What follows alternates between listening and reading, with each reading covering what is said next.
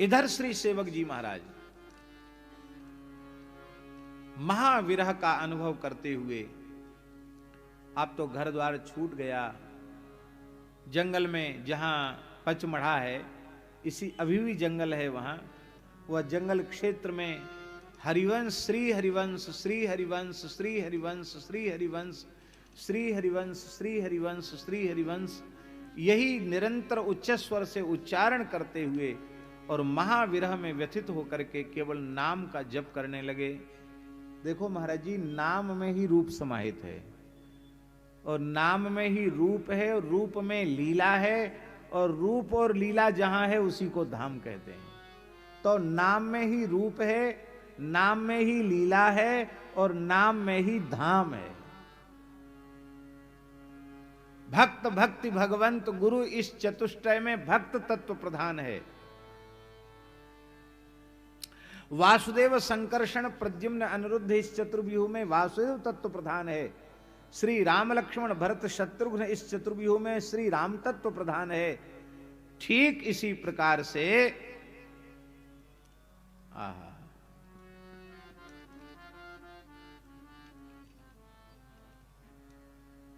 बोलो वृंदावन विह, क्या कह रहे थे? हाँ, इसी प्रकार से नाम रूप लीलाधाम इस चतुष्टय में नाम प्रधान है।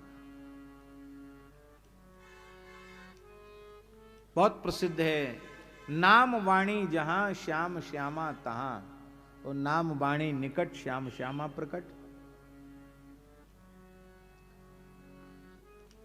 स्वामी जी, वृंदावन के ठाकुर वृंदावन से एक पग बाहर नहीं जाते, प्रसिद्ध है कि नहीं? वृंदावन परित्यज्य पाद में कम न गच्छति, एक पग बाहर नहीं जाते। अब मेड़ता में मीराबाई को दर्शन हो रहा है बचपन में, मीरा को प्रभु दर्शन दीना प्रेम नदी के तीरा। वहां प्रेम नदी जमुना जी कहाँ आई? मेड़ता में कहाँ जमुना जी धरी है? पर मीरा को बाल्यकाल में श्री कृष्ण दर्शन हो रहा है। अब संगति बिठाओ, कैसे बिठाओगे संगति? पद्म पुराण में वृंदावन महात्म्य का वर्णन करते हुए शंकर जी ने स्वयं कहा है, वृंदावन के श्री कृष्ण वृंदावन छोड़ के बाहर नहीं जाते।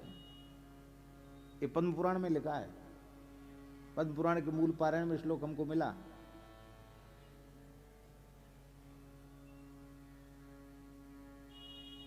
अब मानना पड़ेगा कि मीरा जी को जिनका दर्शन हुआ वो श्री कृष्ण वृंदावन वाले नहीं है।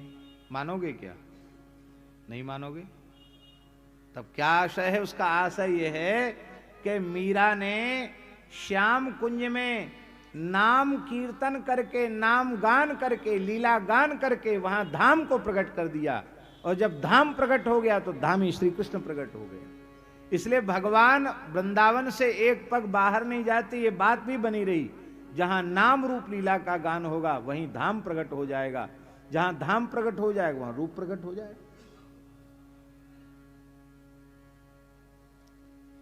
और जो नाम का आश्रय नहीं लेते हैं उनको रूप का प्राकट्य नहीं होता है। नामाश्रयी जो नहीं है उनके सामने रूप प्रकट हो जाएगा तो रूप के दर्शन का आस्वादन वो नहीं कर पाएंगे, आनंद नहीं ले सकते। देखो रामचरित्र में दो नारी पात्र, दोनों वनवास लीला में, एक भक्तिमती सबरी और दूसरी शूर्पणखा। दोनों को ही राम जी का दर्शन हो रहा है। राम जी का दर्शन दोनों को हो रहा है कि नहीं? पर सबरी को राम जी के दर्शन से निज स्वरूप की प्राप्ति हो रही है। मम दर्शन कर फल सहज अनूपा, जीव पाव निज सहज स्वरूप। उसको सहज स्वरूप मिल गया। और शूर्पणखा सहज स्वरूप की तो क्या चले, जो बनावटी रूप था वो भी बिगड़ गया, नाक कान कट गए। खुद तो ब्याह कियो नहीं, दूसरों कोई कर ले या लायक छोड़ो नहीं। ठाकुर जी क्या कारण है? उसका कारण है एक भजन करके श्री राम जी का दर्शन प्राप्त कर रही, नाम लेकर के। रामा रामा रटते रटते बीती रे उमरिया, लोग गाते हैं। और इसने बिना भजन के दर्शन प्राप्त किया। तो देख विकल भाई युगल कुमारा, उसकी भावना दूसरी है। अरे कृष्णावतार में देखो, पांडवों को दर्शन होता तो कितनी प्रसन्नता होती कृष्ण दर्शन से, और वही कौरव हैं, वो राम राम नहीं करते, भजन नहीं करते, उनको दर्शन होता तो श्री कृष्ण जादूगर दिखाई पड़ते उनको। ये परमात्मा है, ये वो मानते ही नहीं। नाम के बिना रूप का अनुभव होगा तो रूप के दर्शन का जो लाभ मिलना चाहिए वो लाभ नहीं मिलेगा, और नाम के बिना लीला भी समझ में नहीं आएगी। और धाम में भी धाम की महिमा तो है, पर धाम के सुख का अनुभव उन्हीं को होता है जो धाम में रहकर निरंतर श्री नाम का आश्रय लेकर के रहते हैं, नाम का आश्रय लेकर के रहते हैं, उनको धाम का रस मिलता है। इसलिए धाम में एक क्षण व्यर्थ न गंवावे, यहां निरंतर श्री ठाकुर जी के नाम का आश्रय लेकर के रहे तो नाम ही प्रमुख है।